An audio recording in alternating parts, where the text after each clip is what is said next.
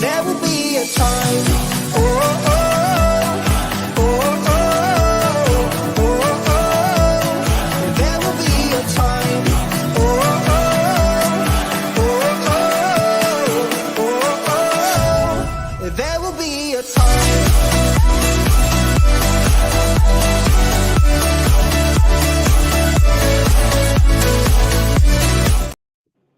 Hey guys, and welcome on in. Wrong slide. Sorry about that. Welcome on into the introduction section of the show. Obviously, it's playoff time. The Stanley Cup playoffs are set here. We have our first 8 first round matchups, and that's obviously how we're going to start the show. We're going to go over each of the 8 matchups. Then we'll get into a conference finals predictions, Stanley Cup finals predictions, and all that fun stuff. We'll start by quickly introducing everyone on the show, starting with Mikey, at Bet with Mikey on Twitter. Everybody's Twitter is in the description below. So if you want to give everyone a follow, everyone's Twitter link is in the description below. Make sure to give everyone a follow. Mikey, thanks for coming on, and maybe let people know the team you cheer for and how long you've been capping hockey. Yeah, appreciate the invite. Nice to meet everyone. I've been gambling for 14 years now. Born and raised in Boston, so a huge Bruins fan. Trying not to be biased tonight again when we talk about the Toronto matchup, but yeah, huge Bees fan. I think it's going to be a great series, and I'm looking forward to talking about all these matchups. Awesome, perfect. Franco, same questions. Yeah, so I'm from Jersey, so I'm South Jersey though, so I'm a Philly fan. Fortunately, my team is not in the playoffs, so no biases here. It'll be fun going through these games. Love playing capping hockey. Been doing it for a while now on Twitter. I think like 4 or 5 years at this point. So real excited to get going. Playoff hockey is just the best. I think out of all the sports, it's definitely the best playoff atmosphere. So I'm ready to get going, and yeah, let's do this thing. Awesome. Yeah, like you can just hear the change in arenas. You can hear the level of the fans are so much louder in playoffs. It's awesome. Jackson at Puck Picks, welcome on in. Let people know about yourself and the team you cheer for. Yeah, thanks for having me on. Diehard Rangers fan. You see my account, you see the picture, you see it's the bread man. Always going to be supporting the team. Won't ever be betting the team. That's one thing you'll see too.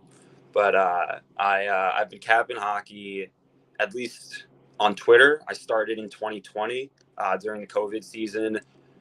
Went really great. Took a bit of a break after that. Graduated college. Started working, and this year, actually, just in February, really decided to get back into it, and it's been a pretty great run since. And I'm happy to be on here with you guys and taking a little playoff preview for the people. Awesome, perfect. We're going to jump into the chat quickly, and then we'll get to the first playoff series we're going to be talking about. Timothy here says, did Las Vegas tank last night against the Ducks?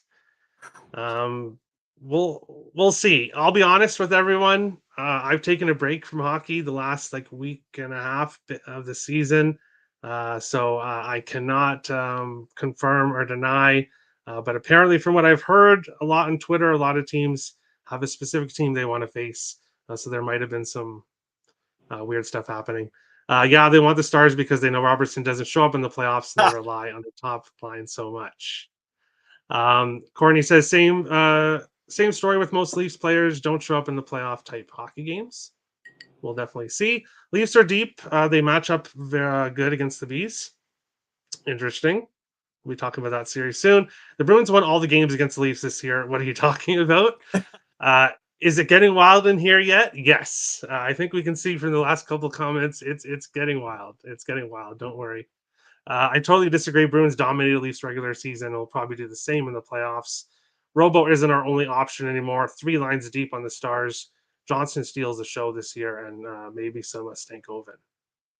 All right. Stars are 3 lines deep for sure. I predict they go deep in the playoffs. Nick says Canes to win the series is a lock. easy money. Everyone on Twitter says so. Obviously, Nick is an Islanders fan, so he is hoping to jinx the Carolina Hurricanes. Stars, Rangers, Canes, Oilers to win the series plus 293. Oilers never showed up last night. And hey, it's one of the final games of the season. You want to rest players. It makes sense. Sean says, let's go Rangers. And Panthers broke the Bruins. But that was last year, and we'll talk about this year. And we'll jump into the first series here. I'll start with this one, and then we'll kind of switch it up for each series. So, New York Islanders heading to Carolina here in this one. Islanders, I'm seeing plus 325 to win this series, plus 280 in other spots. So, obviously, you have to check from book to book because there's going to be a lot of variance for each team. Carolina, I'm seeing minus 340, minus 425 at bet 365. So a lot of different odds around. With this series, I think it's hard to bet a team to win this series by itself. Carolina minus 345. My cutoff, everyone bets differently, that's for sure. But my cutoff point's minus 130. So I don't do minus 140s. I don't do minus 150s. I'm sure as hell not doing a minus 345. So if you want to bet Carolina to win this series, you would have to get into look at the different markets they have available or use it as a parlay piece. I do think the Carolina Hurricanes win this series. I think we get a lot of draws in this one. 3 of the last 5 meetings have gone to overtime, and the only 2 playoff series between these teams, Carolina won 4 games to nothing in 2019. Carolina 4-2 last year. So we'll see what happens here in this one. We'll go to Franco second here. What do you think, Islanders and Hurricanes? What do you think about this series? Yeah, I agree with you. I think it's Canes. This feels kind of like one of the bigger mismatches. I know the Islanders are coming in hot, obviously, and there's something to be said there, right? If a team comes in hot to the playoffs, you never kind of know what's going to happen. We saw with Florida last year. No one thought that team had a chance, and look how far they went. So you don't want to rule any team out completely, and there's no way in hell I'm laying a minus 300, and even the series spread minus 1.5 is minus 155 for Carolina. So I'm not really seeing much value there. I'm going to be more looking props for that series, to be honest with you. I mean, even money lines, you're not really going to be finding any value on the Carolina side, at least.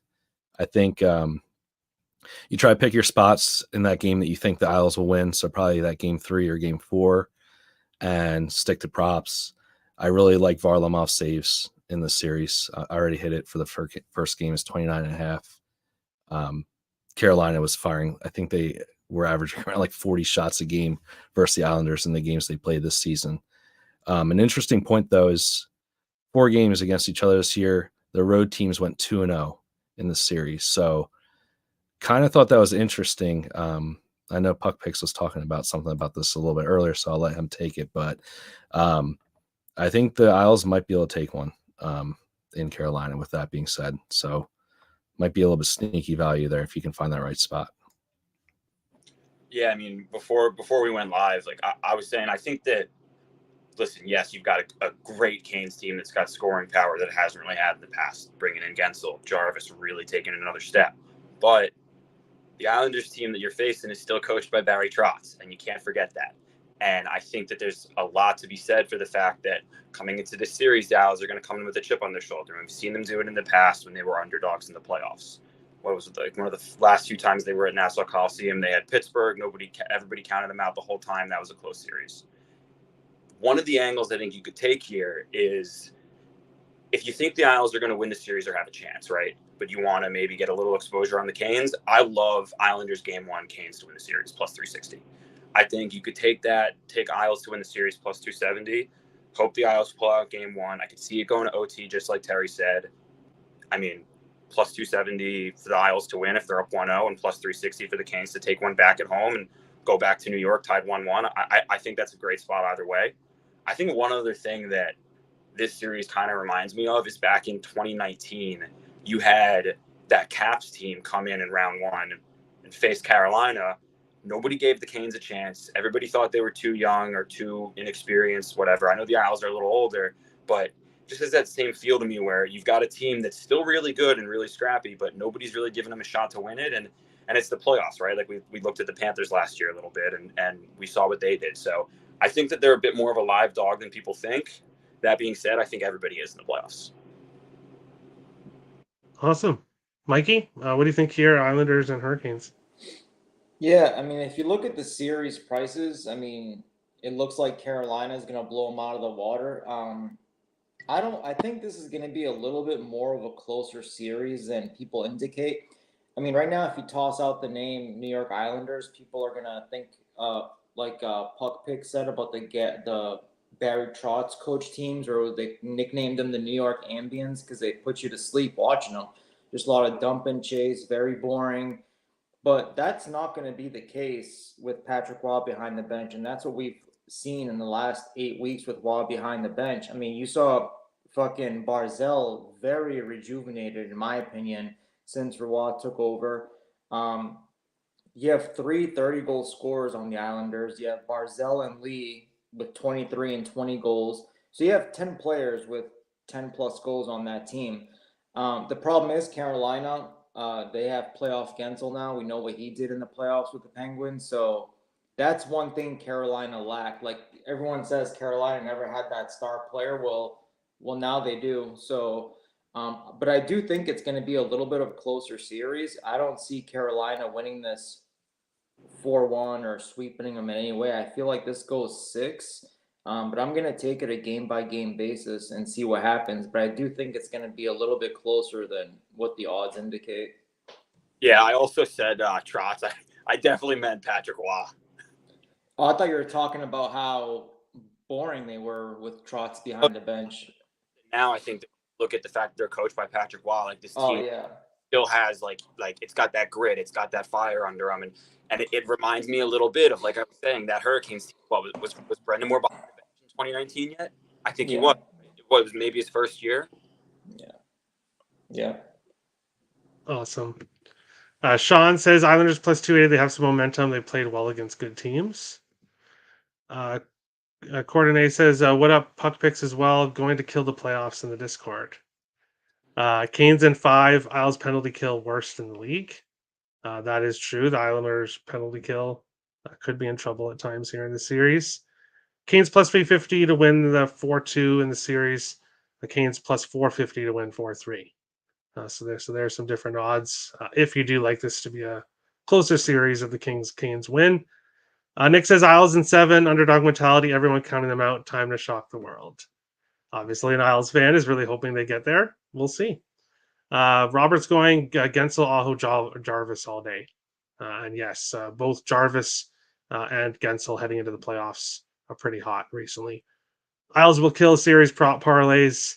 When will the series end? Canes Isles 7 games without having to pick a winner, plus 250 odds on Bovada. That's kind of interesting if you can. If you are really confident in a close series, but you're not sure who will win, that's a good way to go. I'm cheering Predators. Or go ahead. You got 6 games at plus 220 also on FanDuel at least. So you could take both if you think it's going to at least go a few more. Yeah, and then you don't have to pick the winner. So if you like close series, I'm cheering Predators all day long. I love that team. Their goalie is awesome. Also biased betting them to win the cup at plus 6,500. Best of luck. I think Preds upset the Nucks and possibly the Oilers. All right, interesting. Top goal scorers in the series, Gensel or plus 600 or Jarvis plus 750. I like that. Isaac says Isles money line game 1. Interesting. Palmieri's been good too. Yes, I forgot him. He's been I think he's got a goal in 6 of his last 7 games heading into he's got a goal in 6 of his last 7 games. Ton of value on him. Minus 105 for a point. I know for a fact that like 3 or 4 empty netters because I had him to score anytime when he came through, but it was like that. There you go. Isles are alive and well to compete. So people think the Isles are going to give a fight here for the chat. Chat likes the Isles. Canes Isles have dominated on the road in the season series. The series stays 5-5. The Isles can win. Canes not winning this series. Hey, All right. I'm placing one thing right now, by the way. You just mentioned it earlier, but ties plus 350 on FanDuel for game one. I'm locking that in for half a unit right here. Awesome. Yeah, I'm on the draw as well in this one. I'll be going over tomorrow's 2 games on the show tomorrow. But bonus play, yes, I'm on the draw in this game. I think we get a lot of close games in this series. We'll move on to the second one, and we are going to start with Mikey in this one first. Toronto Maple Leafs and Boston Bruins facing off here in this one. Odds I'm seeing here: Toronto plus 100 in most spots here, plus 105 at DraftKings. Boston minus 120 on FanDuel, minus 125 in DraftKings, minus 120 on 365. So different options there, depending on what you like in this series. A close, much closer than the last series we talked about. Mikey, Maple Leafs, Bruins. What do you think about this series? Yeah, so just to touch on the regular season, Boston beat them in all 4 games. Over under went 1-3, but I mean, you can think about that, but you might as well just throw it out the window because I mean that means absolutely nothing. These teams haven't faced each other since 2019. I know the Bruins have had their number, but they haven't faced each other in over 5 years. This is going to be another one of those typical Boston-Toronto playoff series. It's going to go the distance, at least 6 or 7. A lot of back and forth, a lot of zigzag in these games. Goaltending edge, I'm going to give it to Boston. Coaching edge, I'm going to give it to Boston. Defense, I'm going to give it to Boston. As far as the offense is concerned, the thing with the Bruins every playoff series is either the top line contributes or they don't, and then they lack secondary scoring. And now you're entering a playoff series without Bergeron, without Krejci. I mean, those are 2 humongous losses. I know Zaka's done great. I know Charlie Coyle's done great, but you can't replace playoff Krejci and you can't replace Bergeron. This is going to be a close series. I do feel that Toronto has improved. And I feel like everyone says that at the end of the regular season about Toronto, and then you watch them do their typical first round exit. But I did notice a little difference in this Toronto team. I like the additions they made. The blue line's not too bad. I just don't trust their goaltending. I don't trust Samsonov. I don't trust Wall. I don't think Keefe is a great X's and O's guy. So I mean, but I do think it's going to be a closer game. We'll see what happens. If the Leafs do what the Leafs do and Marner and Matthews don't do anything, then it's not going to be a very good series for them. But the same can be said about Boston. Pasta can go quiet, Marchand can go quiet, and then where are your goals coming from? Because I mean, the third and fourth line, they might contribute, but I'd be shocked if they contribute more than the usual amount. I have this series going at least 6 or 7 games. I'll be honest, I don't know who's going to win this series. Obviously, I would love the Bruins to win, and I'm not just basing this off the last 2 games where they looked really bad against Ottawa and whoever else they played, but I mean, sooner or later, the Leafs cannot keep losing to the Boston Bruins, and I do think they've matured. I mean, 2019 was 5 years ago? So Marner's getting a little bit older, Matthews is getting a little bit older, they're maturing. They're a little bit more responsible in certain aspects of the game. So I'm not expecting to see the Marner and the Matthews of the 2019 season. So I do think they're going to give the Bruins fits. I don't care if the Bruins beat them 4 times in the regular season. It's going to be a close series. So I wish I can give you a side, but just my personal preference, I just take this game by game. Real quick, if you look at 5-on-5 goals for percentage on the season, they're pretty much neck and neck with each other. Boston was 4th, and Toronto was 7th in 5v5 this year for goals for percentage. So both teams are great 5-on-5. So we'll see. It's going to be a great series. I think it's going to be one of the better series to watch. Awesome. Jackson, what do you think here, Maple Leafs and Bruins? Yeah, I think Mikey said a lot there that I agree with, to be honest. I think that if this Boston team doesn't get that production from Pasta and from Marchand, like, who's it coming from? what's Danton Heinen going to do out there in the postseason? Like, we haven't seen him do anything before. So I think that this Toronto team coming in, they just got Mitch Marner back too, and he's just ramping up to full speed. And I think that, yeah, while Boston might have the defense and might have the goaltending here, if Toronto can steal a game or two in Boston, I mean, even just one, I don't know if Boston has the offense to match them if that Toronto team is going. And with Marner coming back and the depth, the only worry I really have is William Nylander just not trying, right? Like, that to me, that's the X factor in this series, is what's William Nylander going to do? I think, yeah, you can say Pasta, you can say Marchand, you could even say Charlie McAvoy. Like, is he going to carry that blue line? What's Hampus Lindholm going to be able to do? I think that at the end of the day, Mitch Marner and William Nylander are going to be the guys who decide this series. Interesting. Okay. Franco, what do you think here? Leafs and Bruins.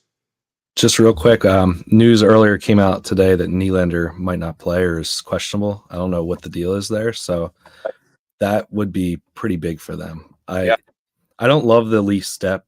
I honestly don't love the Bruins depth either. Like, once you get past the first two lines for either team, it's kind of like blah to me. The Bruins center depth has really surprised me this year. I didn't think they would be able to replace their losses this year. And, on paper, when you look at Zacha, Coyle, Geeky down the middle, you're not that impressed, at least on paper. But this team's done it with them. So, I mean, it's kind of surprising, I guess, to see them do as well as they did this year. The defensive depth has been great, obviously. I think you kind of touched on that already, Mikey, that I agree with you. I think that if you're looking defense, you're looking goaltending, it goes Bruins. But to me, forward depth is Leafs. The talent, at least, is just, you have to go Leafs there. But it's just whether they're going to show up. Like you said, it's like Matthews and Marner go silent in the playoffs. And if that happens, the Leafs are toast right away. So I like the Bruins here. I think the price is right for them on the series. It's -125 just to take them to win the series. I took them in game one. That price actually went down from where I grabbed it. I grabbed it at -130. I'm seeing -120 on some books now. So kind of surprised by that move. I don't know why that is. It seems like both teams kind of are stumbling a little bit into the playoffs. I don't know how high their motivations were in the last week or two, to be honest with you. I mean, they're both pretty much locked into where they were going to be, some kind of movement. But yeah, I mean, I definitely side the Bruins. I think that it's just hard to ignore that trend and that history here. And I don't love the Toronto blue line. I just think there's a lot of holes there. Even though they've added and kind of like revamped that defense, I still don't love it. I don't love the pieces there. And I think the talent and the veteran leadership on Boston can still get it done there. And I mean, you're getting Brad Marchand point in the first game at -135. I think that's ridiculous. I know he hasn't been the point producer that he's been in years past, but I mean, this is a guy that against the Leafs, he loves playing Leafs. He's recorded a point in 8 out of 10 games, and I think that's insane value. I know -135 is at the cusp of that value for a lot of people, but I'm taking that all day. One thing on that Leafs blue line that you mentioned, if you take a look at this blue line now, you got a lot of guys who do have a lot of playoff experience at the end of the day, with Muzzin, with Brody, who just came back, or with Giordano back, with Brody, who's now in the lineup and is looking good. Morgan Riley's playing great hockey. Like, there are still guys in that locker room that can still bring a veteran presence, even if they're not dressing every night. Yeah, that's fair. Awesome. For me, this is the first series I have a play in. I locked in Bruins -120 to win the series. For me, it's yes, they've won 3 straight series against Toronto: 2013, 2018, 2019, all 4-3, all winning in Game 7. They've also won 7 straight regular season matchups. For whatever reason, this Leafs team struggles with the Boston Bruins. And I posted on Twitter, I absolutely hate it for Toronto that Matthews did not get to 70. He pushed so hard to get there. He got to watch Kucherov get to 100 assists. They showed Matthews on the bench looking all upset. Then at the end of the game, when he didn't get his 70th goal, Keefe was talking to him, and you could tell Matthews was upset. I think that's absolutely awful, and I think that's going to carry over here in the playoff series. I'm hearing people thinking that because he didn't get it, he's going to go off in the playoffs. I have to see it first. This Bruins team, everyone said last year that they were going to take a step out. They weren't going to make the playoffs. They broke the record for the best regular season. Everyone again this year said they don't have Bergeron. They don't have Krejci. They're going to miss the playoffs. What did they do again? So I'm not underestimating this Boston Bruins team. Minus 120, I think, is a great price for them to win this series. And it's one of my favorite series plays of the first round. I really like Boston to get this job done. And this one. No, sorry. Go ahead, Terry. What? Sorry. I was gonna say before we move on to the next game, I do have one thing for this series that I did take. I mentioned that I think Marner is going to be a difference maker. I took him 7+ points, plus 152 for a unit. Okay. I think it's going. All right. I think that he's going to be playing. I think eventually with Matthews in this series, and I think he's going to be setting him up a lot. Awesome. Not going to go through the entire chat because we'll be here for a long time, but I'll go through some comments here. Nick says Bruins in 7. Isaac says Leafs in 7. Nick thinks Leafs take the 3-2 lead and then lose the last 2 games. History repeating itself. Sean really likes the Bruins. Don't know why the series odds are so close when it was 4-0 in the regular season. Regular season playoffs are completely 2 different animals. But again, I agree with you. I don't see why the series is so close. I don't think it's quite that close. Why are the odds so close? Because people underestimate the Bruins, I think. I agree 6 to 7 games. Robert likes Leafs 4-3. If Toronto's big 4 doesn't play, they can't win. Isaac's joking about Mårten Elite Jones. That would be a 4-game series win for Boston if they start him. Leafs may show up this time and win. We'll see. Leafs out in 5. Matthews top goal scorer plus 175. Yeah, he's the favorite. We'll see if he does that. Don't underestimate the low Leafs. Robert likes the Leafs to win the series plus 102. Depends who shows up for the Leafs. What's the show's best bet that all 4 people agree on? Well, that will have to wait till the end because we're only on the 3rd series or 2nd series. So we'll see if we can all agree on something. We'll see if there's a series where we all agree. I don't know if there will be. Marchand kills the Leafs. He loves playing them. Best bet that everyone agrees the playoffs will be amazing. I think we can all agree on that. Yep. Close series, but the history of these teams, you don't want to second guess yourself taking Boston. Great guest, Terry. Thanks. No problem, Subaru. Fantastic show, guys. Great insights. Thanks, Timothy. Terry, I agree on your assessment on the Leaf series. Thank you. I appreciate it. We will jump on along to the 3rd series, Tampa Bay Lightning, Florida Panthers. And we'll start first with Franco. Looking at the odds here before we do that, I'm seeing Florida minus 200, minus 184, minus 180. So some variance there. Tampa Bay plus 150, plus 152, plus 165 at Bet365. So if you do like the Tampa Bay Lightning to win the series, plus 165 at Bet365. The Battle of Florida. Franco, what do you think here? Lightning and Panthers. This one I've had a lot of going back and forth on. At first glance, I lean Florida here. But the more and more I think about it, I think about just what Tampa has and the veteran presence that they have. So it's kind of giving me a little bit of pause. I think my final answer, I guess, would be Florida in 7. I think it's just going to be back and forth. I think it's going to be a hell of a series. It just depends on, it really, really depends on what Florida does with staying out of the penalty box, right? So Tampa's power play has just been lethal, to say the least. They're almost as scary as that Edmonton team a couple of years ago, or I mean, not to that level, but it feels like that, right? So Florida has that penchant of taking stupid penalties, doing stuff after the whistle, that type of stuff. And you don't want that if you're taking Florida at all, because they will make you pay. I do think that something that a lot of people aren't really talking about, though, is Vasilevsky's, I won't say his downfall, but he just hasn't been the same guy this year. And I know he kind of came back early from injury, didn't really look right initially, kind of turning around a little bit, but I mean, he still finished at a pretty bad goal saved above expected for the season. I think he was like a -10 on 5 vs. 5, which was kind of surprising. I don't think you've ever seen that out of him.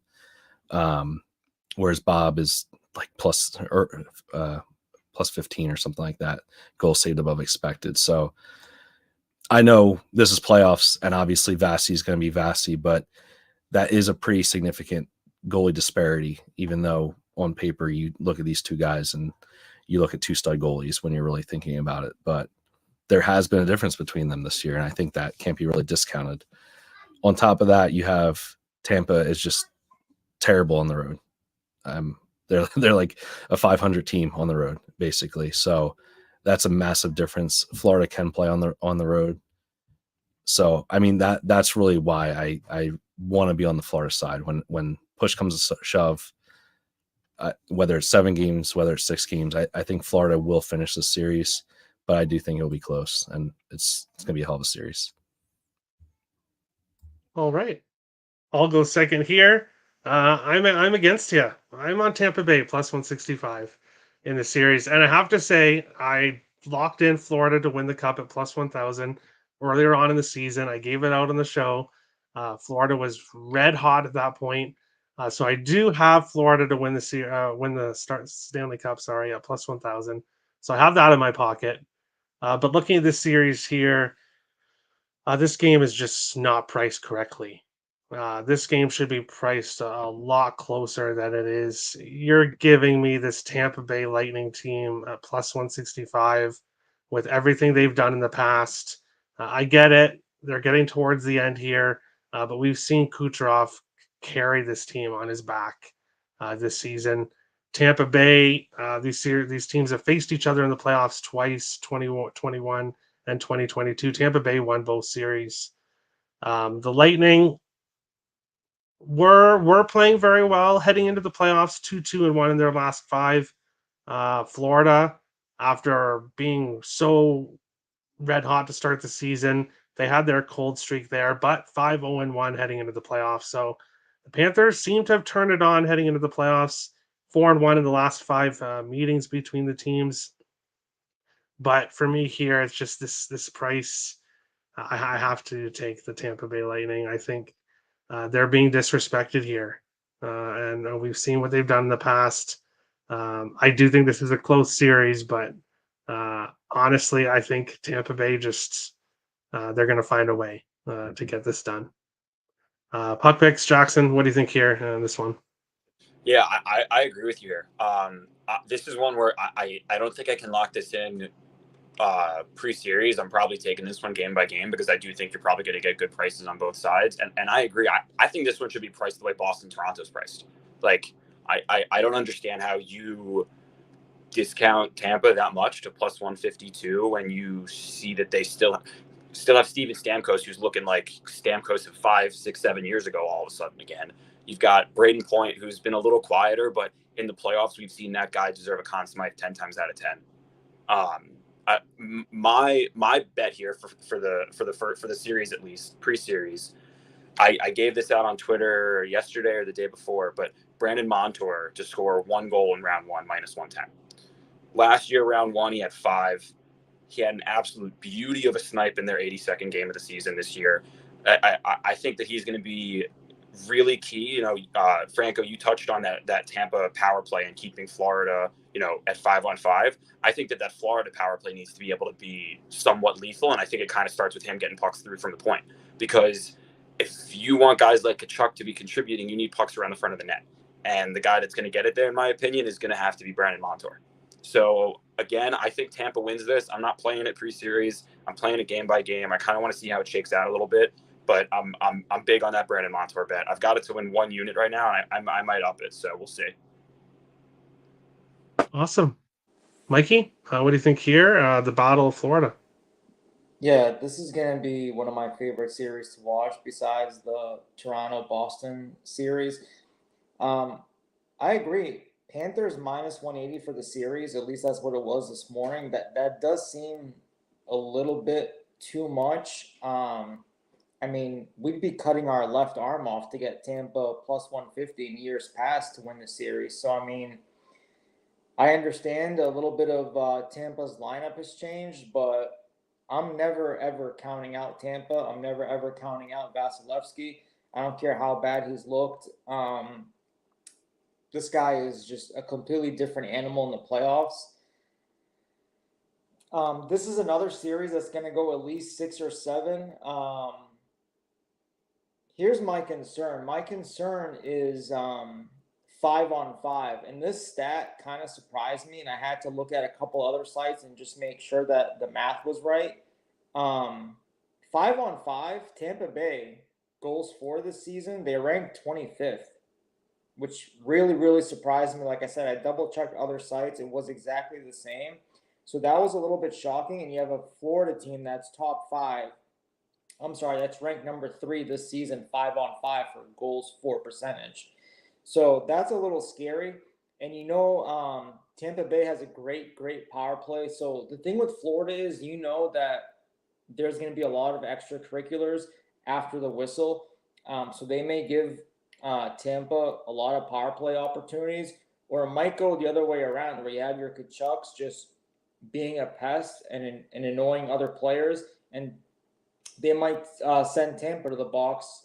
You never know. Florida is so good at that. They're so good at just getting with the refs and just making it seem like they're the victims, and then all of a sudden your team's in the box trying to fight a 5-on-3. I don't like Tampa Bay's back end whatsoever. That has changed significantly in the last couple of years.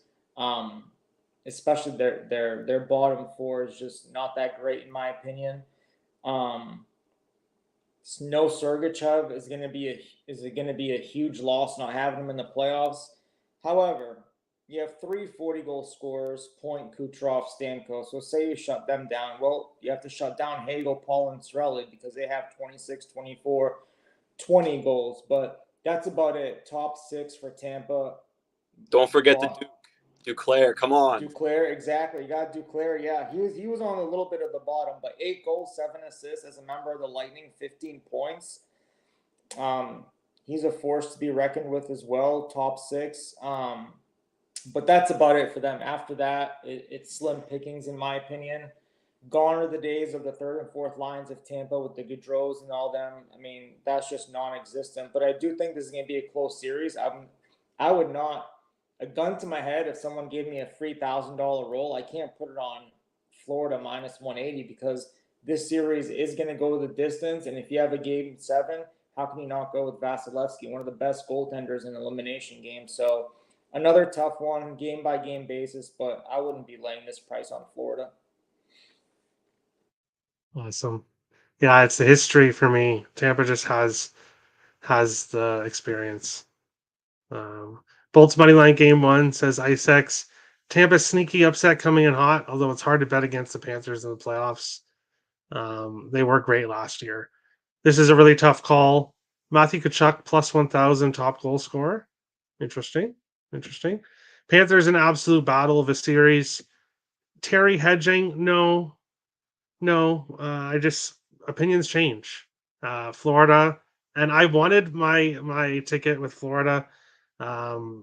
So I guess maybe I am hedging. I don't know. I want to have a piece of Tampa Bay now. I already have a piece of Florida. So Canes and Panthers series winner parlay minus 110. All right. No Sergachev is huge. No Robert. Barkov over 2.5 shots plus 106. Canes sweep, says Owen, who is a Canes fan. Trap card has been activated, reverse, laughing. Imagine the Isles sweeping. That would be shocking. Whoever thinks Isles will win belongs in insane asylum. I would stop watching hockey if Islanders sweep. Well, there we go. Laughing. Tanner Jeannot will be an absolute animal this series. That's interesting. He broke he was on a bit of a cold streak there, but he broke it in the last game of the season. We'll move on to the next series, and it just so happens that it is Jackson. It's your turn to go first, and I didn't set this up. This is just how it ended up working out, so it works out perfect. Can't complain about that one. But what do you think here? Rangers and Capitals. I'll just say the odds quickly. We're seeing Yep, go ahead. Rangers minus 450, minus 450, minus 410.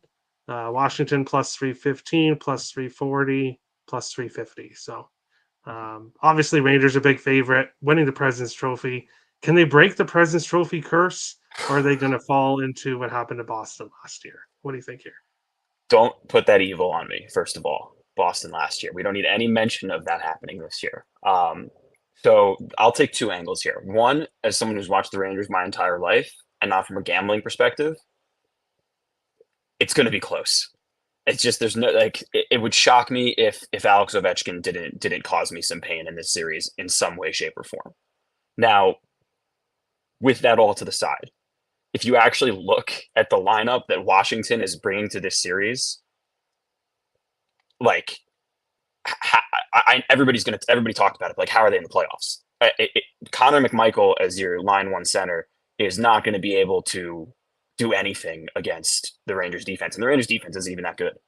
I don't understand how you can't take the Rangers unless you're a Ranger fan. I think that even minus 1.5 in the series at minus 170 it's obviously, like Terry said, out of his price range. But like, if you're someone who's willing to pay steep prices at times, I think that could be one that could be worth it. I mean, I could also, one thing that I was looking at on my end was the over 5.5 games in the Florida Tampa series.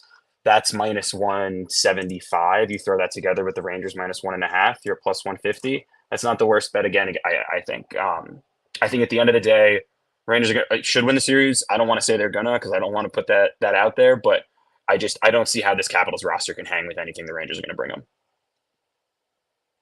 All right, Franco, what do you think here? Capitals and Rangers. Yeah, I tend to agree. I think this is going to be tighter. The odds don't say that, right? I think most people looking at this and seeing these two teams, Caps minus 37 goal differential is a big joke going around. And that I think it was like 5 or 6 non-playoff teams that had a better goal differential than them. But at the end of the day, this is a divisional opponent. These teams know each other well. And the Caps are not going to go to the box. I mean, that they haven't all season. That's been one of their few strengths, I guess you would say.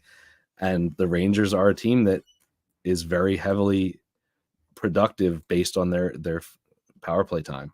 Let's be honest here. I mean, it happened with them a few years ago when they were in the playoffs. It felt like the only way they were going to score is if they got a power play. They've kind of gotten a little bit better in the last 2 seasons since then, but this is still a very heavily based team on their power play. They need that almost to score. And I still think when you look at the talent gap here, it's pretty significant. Like you said, it's there. It's not, there's no denying that, but I do think these are going to be close games. I think these games trend to the under, at least for the season series. That favors the Capitals in a way. If you have a bunch of 2-1, 3-2 type games, that means they're never going to be out of it. So they split the season series as well.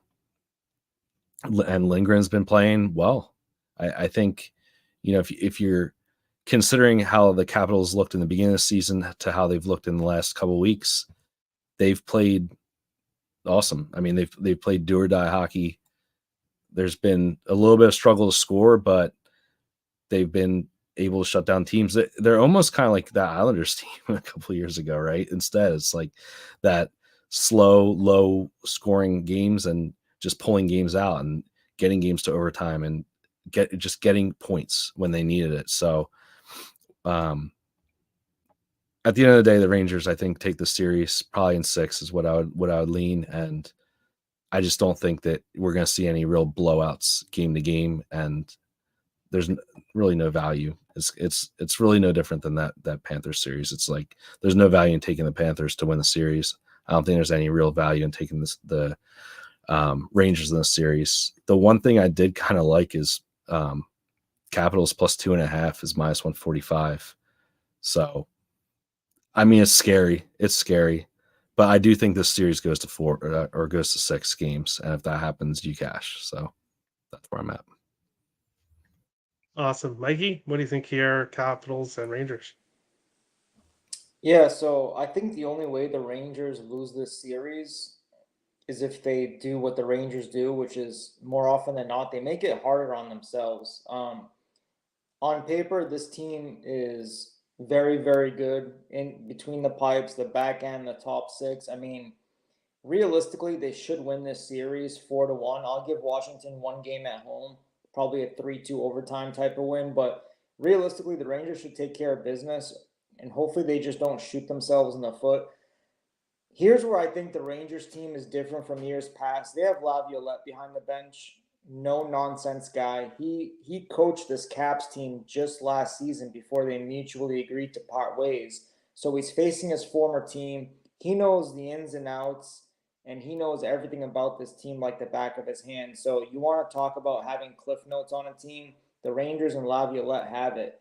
One thing that worries me is just there's always that one team every year that we're like, there's no way they're gonna win. There's no way they're gonna win a series, and that's what happened last year. Florida upset Boston.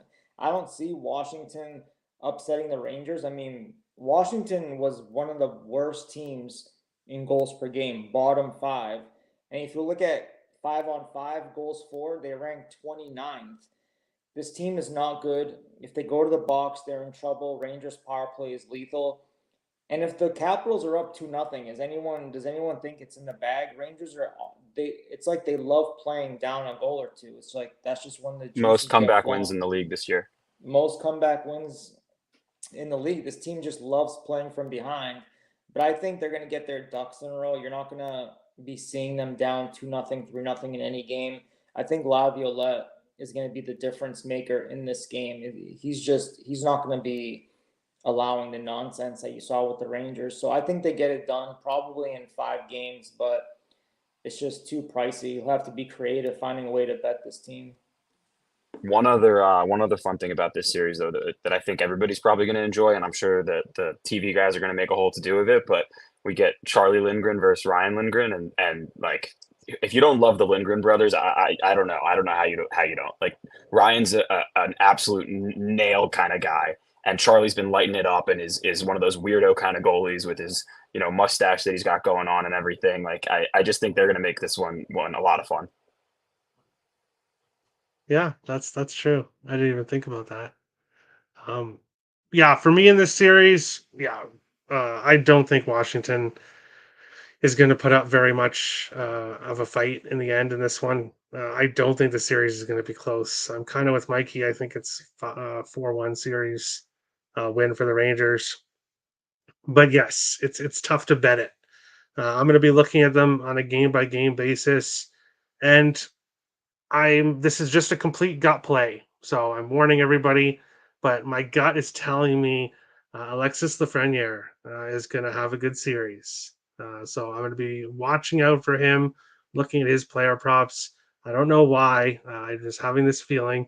I think Lafreniere has a good series here for the New York Rangers in this one. We'll jump back up here. Preds upset Canucks. Got to get their feet wet. All right, we'll be talking about that series later on. Owen says, please, Caps, please. We need a miracle on ice. Owen obviously wants Caps to win so that his Canes will have an easier matchup, I'm assuming. Rangers -1.5, game 1. Rangers game 1, Caps win the series. I'll be boots on the ground, by the way. So that -1.5, I'll be rooting for you. There you go. Rangers in 4 or 7. Okay. A big pro curse guy. Yeah, we'll see. We'll see. How did I miss this? What's up, boys? Hey, Adam. I hope all is well. Any chance Quick be put in goal if Igor stumbles? I think it would. Yeah, go ahead. Here's my take here. Like, you've got Quick if Igor gets hurt. I think the only way you see Igor go in, and I don't see this happening, is if the Caps are up 4-0 after 2, and they want to let Igor rest going into the next game. Two like periods of one game, I'm saying, not like in the series or anything. think Quick is there as a safety net. I think he's there as a guy who's been there before. And I think he's there as a little bit of, 2014 magic. There we go. What is Cap's money line? Rangers will outscore them heavily in games. I might sprinkle for the curse. Jeopardy, Owen. Jacob Trouba is a liability. Like that plus 2.5. Ranger fan here, but can't take them with those odds. Yeah, you can't bet them to win the series at minus 400 or minus 450. Sorry, you would have to get creative. The Canes want the Rangers because the Rangers have the President's Trophy. I'll throw Pyatt Shesterkin in game 2 at MSG. Well, there you go. I hope you're all right about Laffy. Yeah, I don't know why. I just have this feeling he's going to have a good series. Have you watched him lately, Terry? Like, I know you said you've been taking the last week or so off. No, I haven't been watching Rangers games. I haven't been watching hockey lately. He's been, but I mean, I would say aside from Panarin, like with the puck on his stick, he's probably been the Rangers' most dangerous player. Perfect. Exactly what I want to hear. But yeah, I said it's just a gut play. I don't have any numbers behind it. It's just how I'm feeling. But we'll go on to the Western Conference and we'll start with this one. And I will start us off here. Colorado Avalanche and the Winnipeg Jets here in this series. Colorado, I'm seeing minus 130, minus 138, minus 135. The Jets plus 115 everywhere. Plus 110 at 365. So they were plus 115 everywhere earlier on. How I look at this series, Winnipeg's coming into the playoffs winning 8 games in a row. They turned it on right at the right time, and they are coming in here absolutely red hot. This Avalanche team, 2-3-1 in their last 6 heading into the playoffs here. Being involved in a lot of high-scoring games, giving up a lot of goals. And actually, both of these teams, Colorado 6-0-1 to a total of 6. Winnipeg 5-1-2 to a total of 6. So both teams involved in high-scoring games. Previous meetings, Winnipeg's won 6 of the last 8 between these teams. 2 overs, 3 games finished with 6 goals, no unders. So if past history and how these teams were playing heading into the playoffs is any sign, that we may see some high-scoring games. These teams have never faced each other in the playoffs before. And I'm going with the home dog. I'm taking the Winnipeg Jets to win this series, plus 115. I really like the Jets goaltending here. Obviously, everyone's going to admit, or everyone has to agree. That's one thing we can all agree on, is that the Jets have the goaltending advantage by far here. I don't think it's even close. Obviously, the Avalanche have the offensive advantage, but Winnipeg is just coming in here playing hot, and I think they upset the Colorado Avalanche. I think home ice is huge for this Jets team. They're going to be able to put up their best defensive line, best defensive defenseman against the McKinnon line. And if you're able to slow down this McKinnon line, which I think Hellebuck and the Jets will be able to do, the Jets have a good chance of this series. So I like them to upset, knock the Avalanche out in the first series, in the first round. Franco, will go to you second here with this one. Colorado, Winnipeg. What do you think on this one? Yeah, this is another one where that loss that they had, Colorado, really killed them, I think, for this series. I think if they're the home team here, I would side with them. And because they're not, I'm kind of lukewarm on them in general. Not playing that well coming into the playoffs as well. But again, this is another team. They're 19, 16-6 on the road. It's such a massive difference for this team. And now you get Winnipeg with a goaltender that's the best goaltender in the league this year, at least by, goals against average and stuff. This guy's coming in hot too. I mean, Winnipeg's been picking up offensively as well. They had that lull in the middle of the season. They looked great to start the year, and then they kind of fell off a cliff, and then now they're kind of back again. So I'm siding with Winnipeg as well. I think there's some value here. I don't love Colorado's depth either. They seem like a top 2 line type of team. I know some of the pieces on the bottom two lines are good in their ways. I like Miles Wood, I like Colton, but just overall, I don't love their depth. It's a team that really relies heavily on the power play and on the top two lines. And the Jets are gonna, like you said, they're gonna have that line change advantage, and you're gonna put that Lowry line out against McKinnon, and I mean that guy's just solid. He's such a solid shutdown guy, and they're one of the few teams that have a true shutdown line like that can really make that difference. So I think that's huge. You're gonna get 2 games to start the series off at home, take that advantage, have that great goaltending, and I think that's gonna make the difference. And I think the addition of Monahan was huge. They look great down the center. I think that this is a deeper team, at least forward depth wise, than Colorado. I mean, they don't have the big name like McKinnon and Makar and Rantanen, but I just think line to line shifting throughout the game, they're going to have that advantage. So I like the value there. And I just don't like what I've seen out of Georgiev. I think he's overworked. They didn't really have a backup in place to give him rest going into the playoffs. And he's just worn down, overworked. And honestly, like if I was a Colorado fan, I would want to see Annunen, and that's just crazy. They would probably never do it because he's so young, and this is a team with Stanley Cup aspirations. So I don't know. At the end of the day, give me the Jets.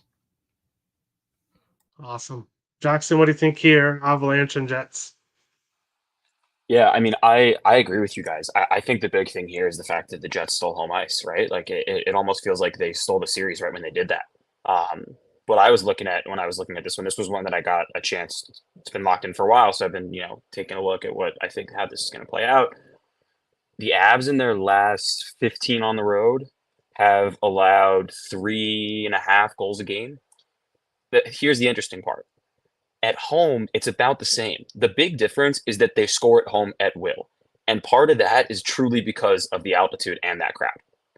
When you see Nathan McKinnon flying down the ice as a defenseman and you got the crowd roaring and you got less air in your lungs and you're a little bit more gassed, like that starts to take a toll game after game after game. And by the time you get to game 7, and if they only need 1, that's not where you want to be. You don't want to be in Colorado. And I think that, does anyone remember Winnipeg with the whiteout a few years back when they finally got a playoff series again? Like, listen, I don't know if that'll happen, but I'd love to see like some life out of that crowd in this series, and maybe it jumpstarts the playoff capabilities of this team because they've struggled in the postseason. But like you guys touched on it, you bring in guys like Monahan, like Toffoli. Toffoli has looked unbelievable since he's come over, and even Monahan too. Like, I don't think he's the best skater or anything, but like he's been able to really make an impact with that team, and they have a lot of big bodies that just get down low below the dots around the net, and really, like you touched on it too with Lowry, they can just get on you quick. And another guy, I think that I said to Terry earlier today, I got a few players to watch, per series, per game. I think the one here is Nick Ehlers. I think that if you look at the way he's been playing lately, he's really adding an extra dimension to that offense and an extra level where the speed is the killer, right? Like you've got Kyle Connor with the shot and Scheifele setting him up, and you've got Toffoli with the shot and the big body and all that. But what Nick Ehlers can bring is a little bit more of that, slice and dice speed up the middle. And if he can really get hot, I think that not just the Avs, but a lot of teams might have trouble with Winnipeg. Awesome. Mikey, are we all in agreement? Is this the first series that we all agree, or do you like the Jets here? Yeah, I'm on the Jets. I already locked the series here at +115. Colorado's in trouble. Colorado's been in trouble. Their biggest mistake at the trade deadline was not getting a serviceable backup for Georgiev. This guy, he's never played as many games as he has. And it's going to be the downfall for Colorado is their goaltending. In order to win the Stanley Cup, it starts in the back end moving forward. So who's between the pipes? Who's your top 6 defensemen? Colorado's not going to be able to do that with Georgiev between the pipes. Now, in his career, he's only started 8 playoff games, and his numbers are actually really good. .917 save percentage, 2.53 goals against average. But for whatever reason, he's just not playing well this season. and you have your typical Hellebuck between the pipes. Every single year, this guy's a Vezina candidate. But things with Hellebuck, for whatever reason in the postseason, I feel like sometimes he's not as sharp as he was in the regular season. Still, although Hellebuck struggled last year in the playoffs, overall, this guy has plenty of playoff experience. 40 games started, 916 save percentage, 2.58 goals against average. So, I mean, yeah, Bones behind the bench for the Jets, great X's and O's guy. You have a great goaltender. They can roll. The Winnipeg Jets can literally roll the top six, the top nine, I'm sorry, over and over and over. I'm not a huge fan of their fourth line. It's not terrible, just not a huge fan of it, but they can constantly roll their top nine forwards. Here's the difference maker in this series. The Jets are the number one team out of all 16 playoff teams, 5-on-5 this year. Number one team, goals for percentage, 5-on-5. I know it's scary betting against the Avs, and it's scary going into Denver, and they're playing that, what is it, Blink 182 song or Sum 41? I have no idea, but I know it's scary betting against this team, but their goaltending is going to be the downfall, and you're giving me the Jets at plus 115 with a better goaltender with the first two games on home ice, and they will have the Winnipeg whiteout. Give me the Jets. They're going to take care of the Avs this year. Plus 115 on the money line. I got a question for you guys. Like, I didn't watch a ton of Jets hockey this year. I did a little bit more towards the end. And it wasn't until, like, you know, they had already been ranked as like one of the best defensive teams in the league. When you look at who's actually on their blue line, it's not that crazy impressive. Like, I love Josh Morrissey. I think he's phenomenal. But I'm just a little surprised as to like how good they have been defensively. I'm not surprised that they have been good at all, because when you have Hellebuck back there, like Mikey was saying, Vezina year after year, but the degree to which they've been able to shut some teams down, they break the puck out so fast and so crisp. It blew my mind watching some of their last few games. I was just shocked. They have a ton of guys that block shots too, and that's probably one of the most underrated things when it comes to playoff hockey. Like, certain teams just don't have those guys, those big body guys. They're just going to take pucks over and over and over again. Literally everybody but Morrissey is that guy on this team. Those were the Rangers teams with Torts. So yeah. So I mean, it's again very underrated thing to think about, but those are props to look at too if you want. But yeah, I think that helps as well. Do you play that market a lot? I don't really play block shots. I just don't. I feel like it's a little too. A few years ago, like when I first started posting plays on Twitter, I was betting them a ton. FanDuel used to give you like over 2 lines. Oh, so you get the push equity. So you get pushes and stuff. That was a while ago. Yeah, but that's long since gone. But yeah, I mean, they're a little finicky. They always disappear and stuff like that, because then like a stat keeper says like, oh, that shot wasn't even going on net. So, but yeah, I mean, in the playoffs is when I typically bet this market a lot more. Like regular season, game to game, like what's the incentive for a guy to lay down and take pucks over and over and over again? Like, you have to give your body rest to get those bruises gone. But in the playoffs, yeah, there are certain guys that I will absolutely be targeting, because that's all they do, especially against a team like that. Yeah. I really like that call. I'm going to keep an eye on it too. Yep. Great insight, guys. Awesome. Nathan McKinnon to get a point in every game is plus 150. Interesting. Gabriel Velarde, top series goal scorer, plus 1,800. Sean likes the Avs all the way. Jets, just think McKinnon and McCarr will be the difference. If Winnipeg doesn't shut them down. Jets and Canes series parlay plus 170. Jets and Panthers plus 230. I like Colorado team, but we agree they can neutralize that 6 to 7 games. To fully top series goal scorer plus 1,400. Supoloff, I hope all is well. Mark Scheifele assist, Connor goal parlay in this series. Won't be shocked if the Avs won. Morrissey runs that decor really good. I agree. And yeah, it wouldn't be shocking if the Avs win, but I think this is a dog spot. I think the Jets pull off the upset. By the way, I would have considered taking the Avs if it wasn't so close to minus 140. Like, that price surprised me a little bit too. Yeah, probably experience what they've done in the past. I think that's probably a big reason why.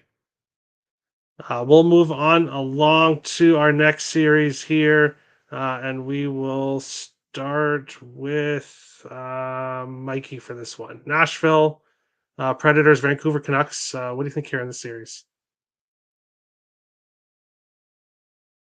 Am I up? Yeah, you're Sorry, up. buddy, I had to turn my lights All on. good, It it's was all good. getting dark. This is a tough series. So we saw Vancouver take the season series 3-0. Over under went 1-2. Yeah, so Canucks minus 150. I do think it's priced correctly, but I think the Preds have a legitimate shot at pulling the upset here, just like Winnipeg. Goaltending. I want to talk about that real quick. Demko doesn't have a lot of playoff experience. His only playoff experience came in the bubble, and he was absolutely phenomenal. He started 4 games in the bubble, .985 save percentage, and his goals against average was 0.64. You couldn't get anything by this guy. Wasn't that like his breakout too? Yeah, that was his breakout. He was unbelievable in the bubble, but we're talking 3-4 years ago. He's off an injury. He looked all right his last 2 games back, but you have Saros between the pipes for Nashville. And I know he's been a little bit up and down, and he's had a lot of consecutive games this year where he allowed 3+ goals. But overall, this guy is Pecorine 2.0. Tons of playoff experience, 914 save percentage, 2.63 goals against average. I do think Vancouver has more offensive weapons, and you can say goaltending could be a wash. I just don't think Demko has all that experience. The big difference here is Vancouver is the second team out of the 16 teams in the playoffs. They're the second best 5-on-5. It's Winnipeg, then it's Vancouver. Nashville ranks 11th. They're not bad, but I still think the Preds, with Andrew Burnett behind the bench, he's revitalized this team. And Saros can definitely steal a game or two. So I think this series definitely goes 6 or 7. It wouldn't shock me at all if the Preds end up upsetting the Canucks. I'm not really too thrilled with what I've seen for Vancouver. I think part of it lately, the last 4 to 5 weeks, they played it safe because they didn't have Demko. So you saw a lot of low-scoring games, a lot of 2-1, 3-2 type games. But I think Nashville's going to be a really tough out this year, and this series is definitely going to go 6 or 7. So I haven't locked anything in, but I'm strongly considering taking the Preds at a +1.5 for the series. Awesome. Jackson, what do you think here, Preds and Canucks? So I'm in the same boat, but I actually have locked in Nashville to win the series plus 128. I believe I got it at. I think I tweeted something a few weeks ago about how much I love the way this Nashville team plays, and I think you're right that Brunett's done a really good job of sort of rallying all 4 lines, right? Like one of my favorite guys to watch this year, I would say actually 2, Tommy Novak and Luke Evangelista. I don't know if you guys got the chance to really watch any Preds games, but those 2 guys, the way that they first of all work together, but the offense that they can bring from a third line perspective, and listen. The other guy on that side there is someone who can bring some offense too and has in the postseason in his past, Anthony Beauvillier. Like that was an underrated acquisition for Nashville, in my opinion. And I could see that third line being a big difference to, sort of keep the depth running for Nashville. I was looking at Vancouver's lines, like third and fourth line in Vancouver really falls off. Like I know that those first 2 are that good, but like I don't love Bluger, I don't love Lafferty, I don't love Suter. Like I think that there's a lot more to be liked about this Nashville team, aside from that maybe the goaltending angle, if you really love Demko that much. But I agree with Mikey. I think that at the end of the day, Saros might have a bit of an edge in the series, at least from a playoff perspective. And I also think that the top pair of Yossi McDonough could be the best defensive pair in the postseason, potentially. If you look at what Ryan McDonough is still capable of and what Roman Yossi's doing on both ends of the ice.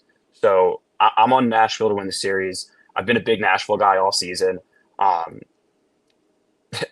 cashed like a plus 40,000 on them because why would I on a plus 40,000 and cash that one? So I'm a big Nashville guy this year. And I think that they get it done in this series. You also, sorry to interject, Terry. You also have the offseason acquisitions: Ryan O'Reilly, McDonough, Luke Shen. Those are locker room guys. Those are guys with tons of playoff experience that have won Stanley Cups. So you cannot discontinue that. That is a huge boost inside that locker room. I won't lie, I was a little surprised when I saw that O'Reilly signed there, but I mean, holy hell, has he looked good in Nashville? Like it's like he's got a whole nother half to his career coming up right now. And Nyquist, don't forget Nyquist. Yep. As a Yeah. Wild fan, I was pissed that Bill Guerin didn't re-sign Nyquist. I think if he had re-signed Gustav Nyquist, the Wild would be in the playoffs right now. I honestly think so. The season he had and how well he was playing for Minnesota, he's just been absolutely great for the Predators. I've cashed on him a lot this year. And yes, Jackson, Tommy Novak, his point prop has been plus money so many times this year. I cashed on him quite a bit. We'll see how it looks for the playoffs. We'll see how he does in the playoffs. Franco, what do you think here, Predators and Canucks? Man, I'm on the Preds too. It's so crazy. Yeah, I thought I was gonna be on an island here, to be honest with you. So coming into the season, I was kind of not a fan of the blue line for the Canucks, right? So I didn't think I like their top couple lines. I thought they could score at will, kind of, and I thought their defending was going to be just awful, and I didn't think I thought they were like a fringe playoff team. Obviously, I was proved wrong, and they've done what they've done this season, and it's been a hell of a season for them. But I feel like they had an incredible start to the season and have kind of been cruising since then. And I haven't seen much from Pettersson. Miller's still been awesome, and Garland's been picking it up. And I love Connor Garland. It's like one of those guys that just always is so productive, and I just love betting him. But overall, again, like you guys said, it's that depth. I don't know what I'm getting if I'm backing Vancouver. Like, what am I getting from that third and fourth line? Lindholm hasn't really fit in yet. And with Pettersson not producing either, it's been really JT Miller and Garland, and Besser at times has been it. And as phenomenal as Hughes is, he can't do it all. So I think their blue line has improved since the start of the season. They got Zadorov, Soucy's healthy again. So they do have those guys that are big, physical, playoff hockey type players on the blue line that I like to have. But like you guys said too, Demko, he's only played 2 games since his injury. So prior to those 2 games, he hadn't played. I think it was like March 13th or something was his last game. So you're giving me Saros, who's played all year, tons of games, obviously, tons of mileage, which could be a knock, I guess, but he has that experience and he's coming in ready to go. And instead you have Demko on the other side, only 2 games back from injury, being thrown into the highest possible energy situation in a playoff series. Is he ready? You know, on top of him just not having much playoff experience in general.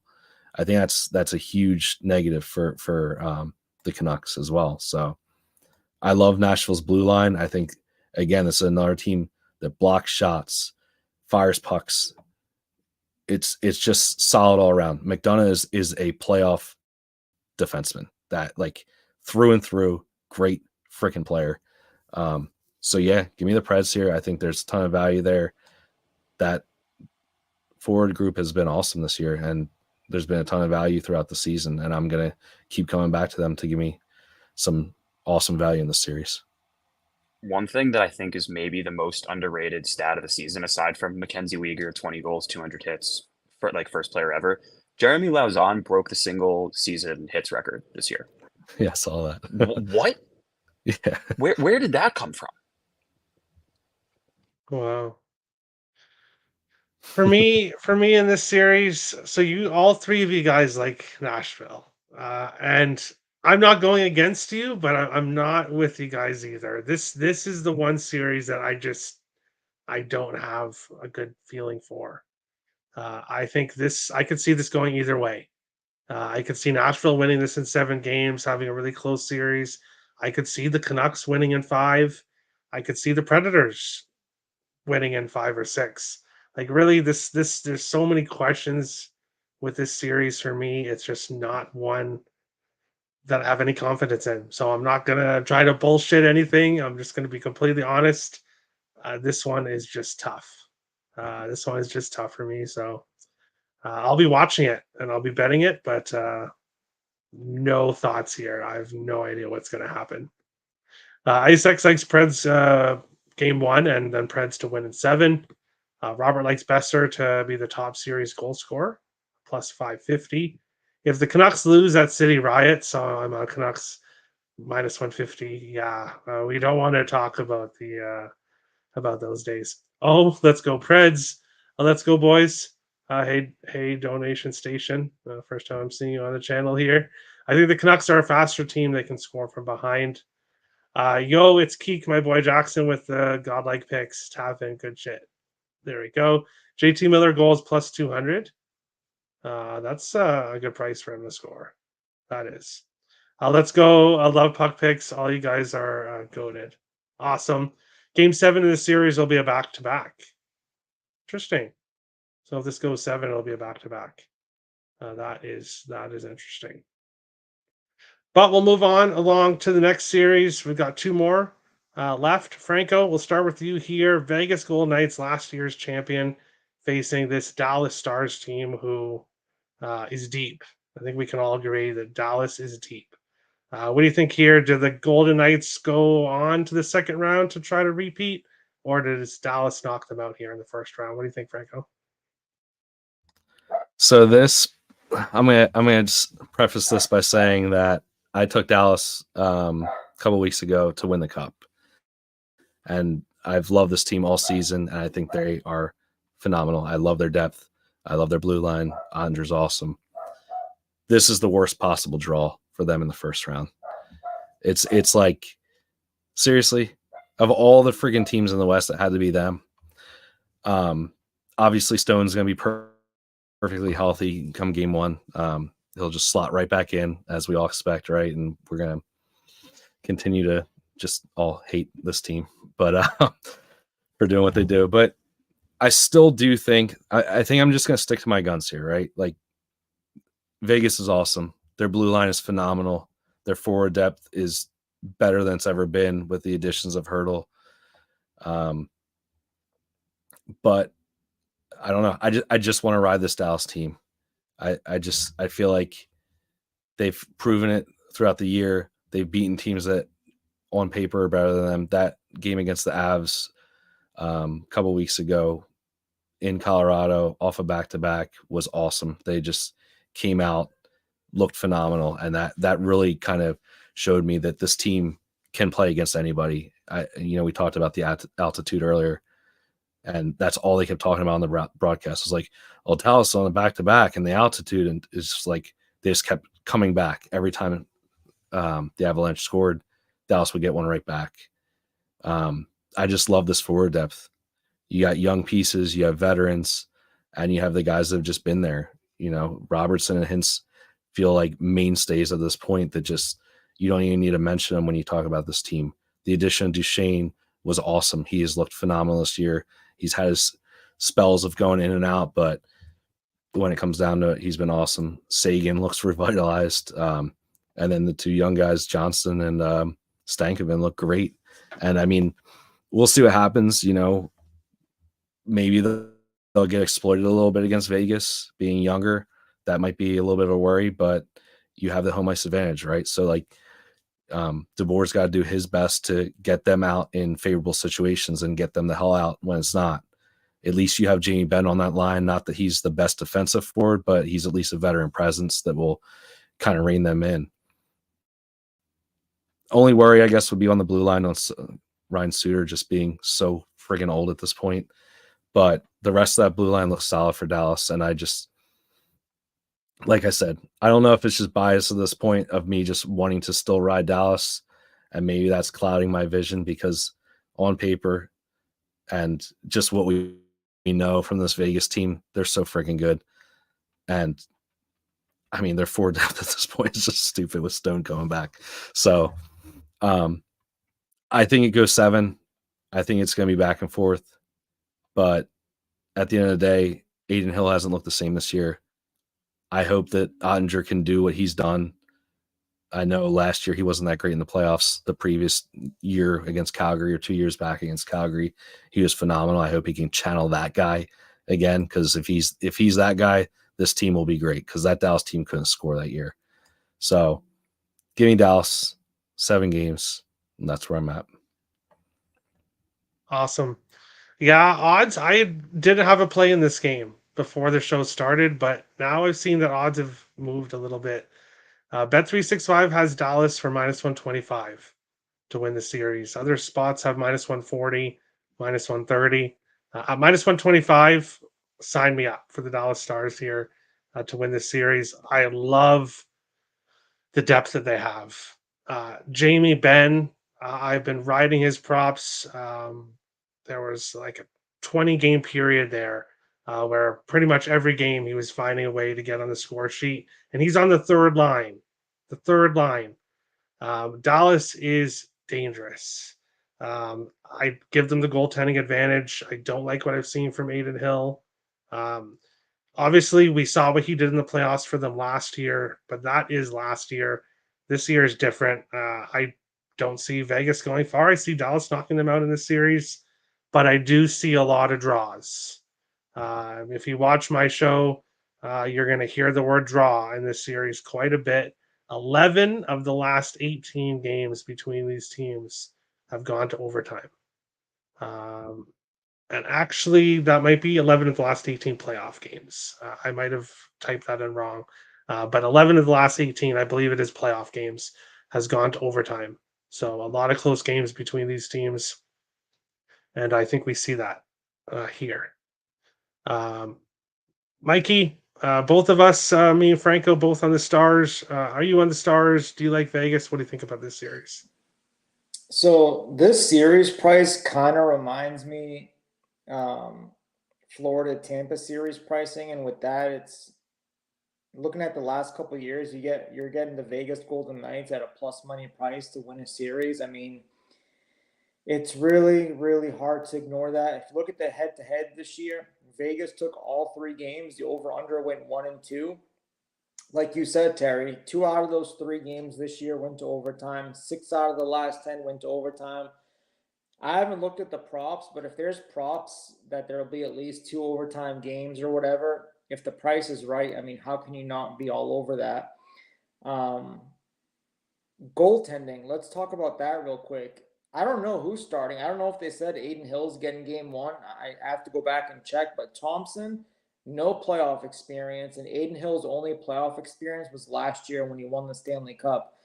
Ottinger, not a ton of playoff experience, but he does have several games under his belt. He struggled last year in the playoffs, but overall he has a .917 save percentage and a 2.64 goals against average. In my opinion, the most complete team in the Stanley Cup playoffs is the Dallas Stars. They can literally roll all 4 lines, no problem. The problem is I'm looking at this Vegas lineup, and you look at their center depth. You got Eichel, Hurdle, Carlson, and Roy. I mean, Carlson's the 3rd line center. That's how deep this team is. And they're missing one of the most underrated centers in the playoffs, Chandler Stevenson. It says he's out until the 22nd of April. I'm not sure if he's going to play or not, but that's a I think he's good. loss. I think he just had a kid. I think that's all it was. Okay, cool. So, yeah. So I don't know who he's going to replace, but that center depth is deadly for the Vegas Golden Knights. You can never count them out. That arena is absolutely nuts in the playoffs. Between Vegas and Nashville, I don't know who has a crazier environment, but they're both extremely loud and extremely tough to play in. This is tough. I love Dallas. They're a complete team, but it's just really hard to go against this Vegas team. It has nothing to do because they won the Cup last year. They're just a really tough team, and they added Hurdle, and they're going to get Stone. It's just the rich get richer kind of thing. So I have nothing locked into this one. This is definitely going to go the distance, plenty of overtime games. So we'll see what happens. Game to game basis for me on this one. Oh, I'm sorry. Peter DeBoer, coach of the Dallas Stars. He was let go by Vegas, I believe, after they went to the Stanley Cup Finals and lost in their first or second year. So don't forget that. I mean, I know this team changed a little bit, but he still knows a few of these players and their tendencies. Awesome. And yeah, I hate blind betting. I hate blindly betting something, but in this series, I might be blindly betting the draw. I think if you just bet the draw every game, it's going to be profitable in this series. So that might be a blind bet that I do make here in this series. Jackson, what do you think here? Stars, Golden Knights. Yeah, so I'll preface it with this one. I was on Dallas to win the cup last year. I had them and the Rangers to win it. I take the Rangers every year, so I don't even like consider that one. But had Dallas to win it, and I coming in, I thought they would get it done. And then, I mean, we all saw what Ottinger did. He really couldn't keep a beach ball out of that net, and they couldn't score. I think the big difference this year is the depth that Dallas has. I think that when you consider that Jason Robertson had 40 something last year, and did he hit 25 this year? Did he hit 30? Like, I think he was more of an assist guy this year, and they were still probably the best team in the West, not just points wise, but actually quality of play wise. And for me, the big thing here is that I think Vegas almost has too many pieces here that they're going to mix and match, and it's going to be too much of them trying to figure it out, and the series is going to be out of their hands before they can even get a hold of it. You know, they've got Stone coming back. They've got one of the most underrated guys that I thought Mikey was going to say, William Carrier, coming back as well on the wing. They have Anthony Mantha, might not play. Like Chandler Stevenson, yeah, he just had a kid, but like he could also end up a healthy scratch in any of these games. Like they have too many guys that it wouldn't surprise me if they're not able to get the right combinations. The one thing that I do love that I would keep an eye out for has been the line of Dorofeyev, Hurdle, and I want to say that they had Barbashev last game, but I think they've been mixing around who's been that winger. Dorofeyev is one of my favorite young players in the NHL. The guy can skate like no other, and I think is so underrated. And I think that, you know, Tomas Hurdle, like I was just looking at, you know, who's going to lead the series in points, and like his name just jumps out to me. He's just the kind of guy that it feels like they bring him in and he's just going to come out and dominate for them. And we've just seen him start to do it more and more over the 6-7 games I think he got to play with them. I want to say he had 4 or 5 goals, few assists there too, including a game winner in OT that, you know, was pretty big if you look at the fact that Vegas lost the last game of the season. You know, my take here is I'm still on Dallas. I don't think I'm going to lock in the series price -130 because, to be honest, I could see Vegas stealing a game and getting the upper hand here and Dallas having to battle back. I was looking at Vegas game 1 Dallas series. I know I mentioned that earlier on the show. That's a spot where I might be interested in that bet a little bit. And Terry, listen, if those numbers are true about the draws, I might be just right there with you, blindly betting it. Like, how can you not? When, I mean, I'm going to take a look at game 1 right now. I've got it in front of me. We're looking at game 1 draw. FanDuel's the best book for draws. Yeah. That's where I'm on it. Hold on.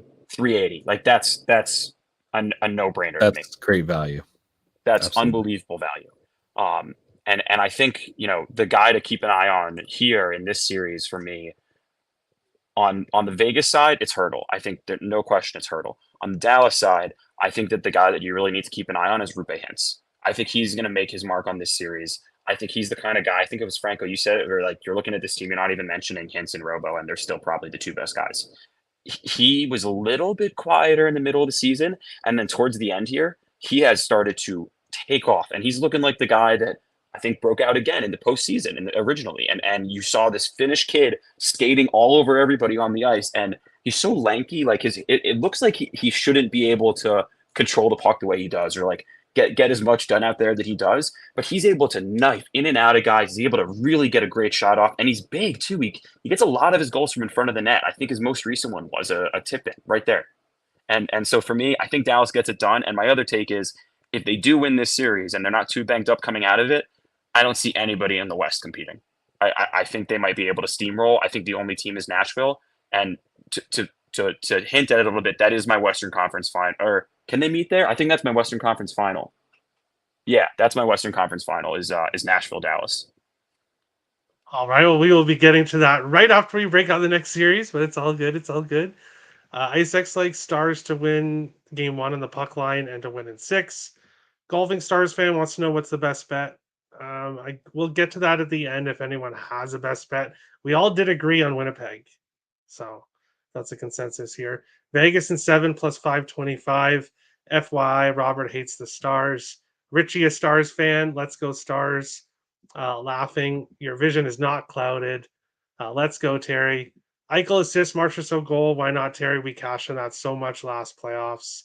But I don't know about this year. I think we're gonna have different players.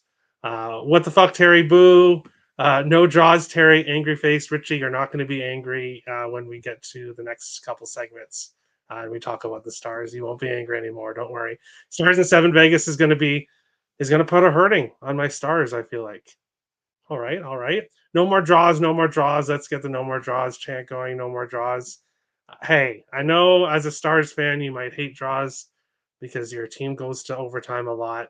But as someone who bets draws, I love draws. Wonder what the odds are for why Johnson has the most points in the series. That's interesting. You'd have to look at that. Watch to see if Rope gets on his horse. He can fly. Nashville Stars, Western Conference Finals, who I have. Preds beating the Oilers. Johnston plus 2,000 for that line on DraftKings, and whoever that was, I like that call, man. I might pull the trigger there myself. It wouldn't surprise me. Awesome. We'll get to the final series, then we'll have a quick conference finals, Stanley Cup finals predictions. But here in the final series, Jackson, you're going to start us off. LA Kings, Edmonton Oilers. Here in this one, I'm seeing LA plus 175, plus 158, plus 160. So all over the place. Edmonton minus 190 to minus 210. What do you think about this series? Yeah, I mean, for me, I think this could be one of the most exciting series. I mean, anytime you have McDavid, you can say that. But I think that this LA team it feels a little different and a little more similar to the LA teams that tormented me in 2014 and gave me nightmares thereafter. But I think that there's a chance they could get this done against Edmonton. I didn't love what Edmonton did in the last game of the season, throwing Stuart Skinner in there, letting him get shell-shocked against Colorado. I don't think it was a good omen, if I'll put it that way, for them to head into the playoffs like that. And I don't know if you saw what Kempe did right when he scored the OT winner against Chicago. Before he didn't even celebrate, he said to whoever it was that was skating towards him, he was like, "Let's go to Edmonton." Like he was all business. And I think this Kings team has this feel that they can at least stir the pot here. I think that my X factors for this series are Pierre-Luc Dubois and Quentin Byfield. I think that those two guys will dictate whether or not LA is able to score beyond just their first line, really. Because I think the Kempe, Fiala, and Kopitar, I don't know if they're going to keep them together, but that line is like, or Arvidsson, he's been mixing in there. Those 4 guys are going to be able to, I think, find the back of the net. But to me, if Byfield and Dubois are struggling the way they did at the end of the season there, I know Byfield got the monkey off the back. Dubois looked good, but still couldn't put the puck in the net. If those guys struggle, I think Edmonton makes this easy.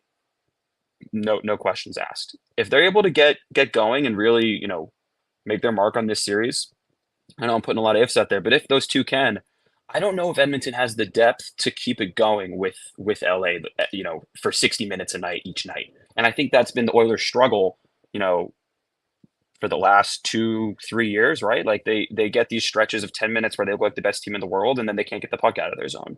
So I think this is one where I'm staying off pre-series start, but I'm very interested and going to be watching this one closely to see how it shakes out. Awesome. Mikey, Kings and Oilers, what do you think about this one?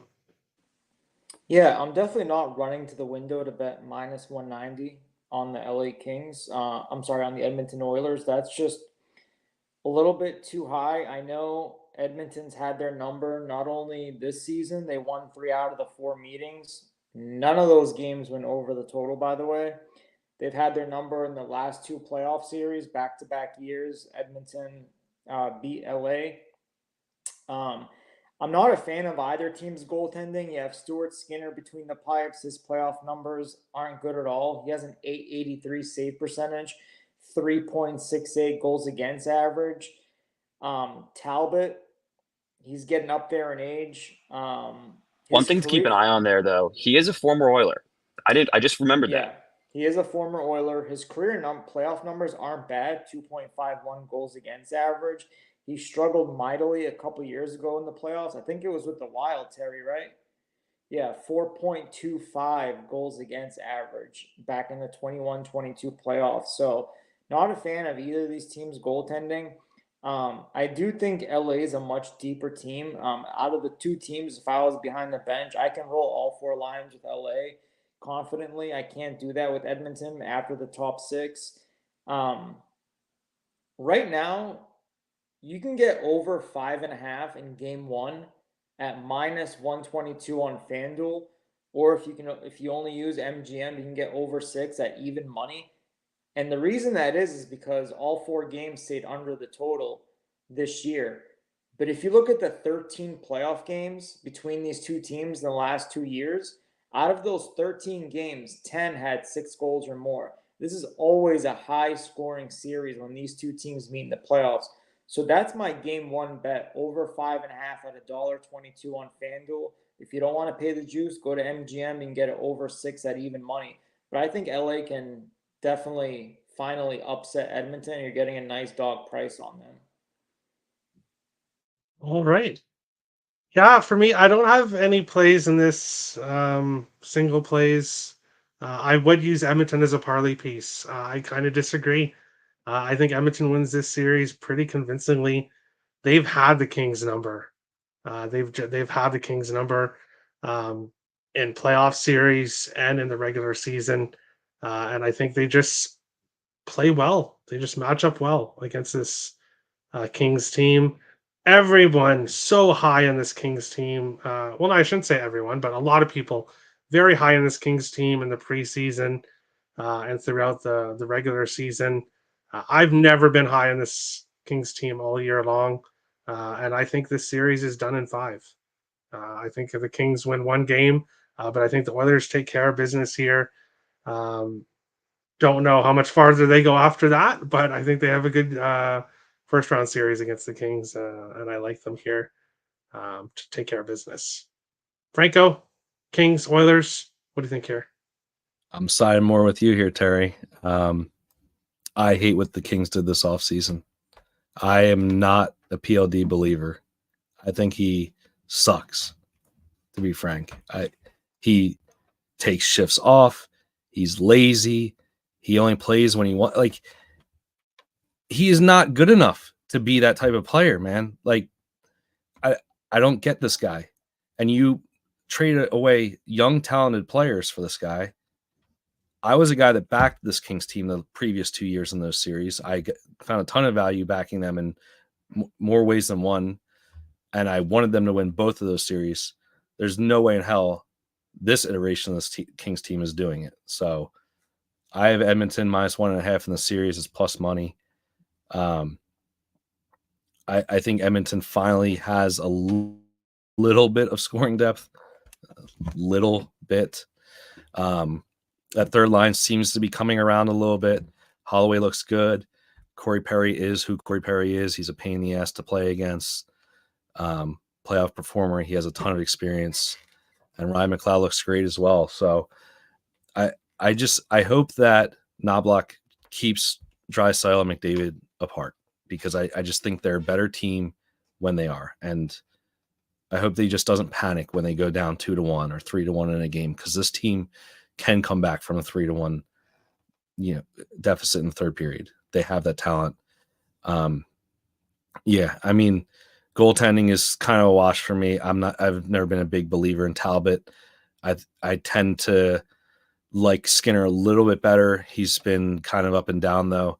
I'm glad that they kind of have just stuck with him instead of trying to make a trade or do something stupid.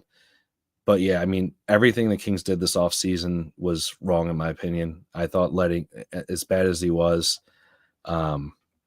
moving on from Korpisalo was not the right move. I know he got paid, and acquiring PLD was just a terrible move. And I've been against this team all year pretty much, so I'm going to continue to be against them here. As much as I love their scoring, I just think that guy's a cancer. So give me Edmonton minus 1.5 in the series. Terry, can I say one other thing about this series before we go to the conference finals? Sure. I think that one of the guys to watch here is Evander Kane. That's who my player to watch is on the Edmonton side, because correct me if I'm wrong, but I do believe he has absolutely dominated the LA Kings in the playoffs, at least in his time with Edmonton. So I think that, you know, if he can add some depth as well, I think that that's going to be somebody to keep an eye on for having a big impact in the series. Awesome. We'll jump into the chat and then we'll get to the conference final predictions and Stanley Cup final predictions, and then we're done. Kings money line, Kings 1-7. All right. Oilers in 6. Oilers will fall flat, in my opinion. All right. All right. I'm not a fan of the Kings 1-3-1 forecheck. Oh yeah, Terry hates Talgoat. Yeah, I'm not a fan of Talbot. He was completely shitting the bed night after night after night. The Wild go, they trade for Marc-Andre Fleury, and then all of a sudden Talbot is lights out. So they needed to go and get someone to motivate him to start playing well, and I kind of lost respect for him at that point. But it is what it is. What did we see a Jack Campbell appearance? Well, I don't see that happening. I don't see that happening at all. Listen, we got Louis Domingue in a playoff game one year. I feel like there are crazier things that could happen at the end of the day. That's true. Shocker, Terry not backing Talgoat and the Kings. Yeah, no. LOL. I can't back the Kings. I saw them play so poorly many times this season. I agree. I can't back them either. Not against Edmonton. I think that was just not the team that they should have wanted to face. This is just not a good matchup for them. I'd go Draisaitl top goal scorer, but no lines available. All right, so no lines available for that one. We will move on. Draisaitl's plus 300 for that on DraftKings, by the way. Okay, plus 300. Yeah, not all books have everything available yet, so you'll have to go book by book. Conference final predictions. I'll be quick here with this one. I've got 3 bets. Carolina plus 300 to win the Eastern Conference. And then, yes, I'm doing it. Tampa Bay plus 1,000 to win the Eastern Conference. The disrespect on this Tampa Bay Lightning team. You're giving me plus 1,000 with the former dynasty, which still has some pieces left. I'll take that. And in the West, give me the Dallas Stars at plus 425. I am all in on this Dallas Stars team this year. Franco, what do you think here? Conference final predictions. Do you have any bets? Do you have any thoughts on who will make it? The floor is yours. Yeah, like I said, I already locked in the Stars to win the cup. I got that plus 900. I still think it's like plus 850, so plenty bettable at this rate. I have Florida versus Carolina, and then Carolina taking that. So I've Carolina going to the cup against Dallas, and Dallas winning it. So again, sticking to my guns here.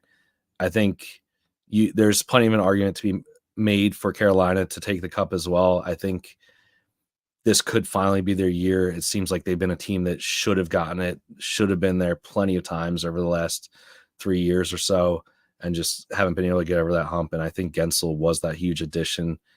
So maybe they do get it done.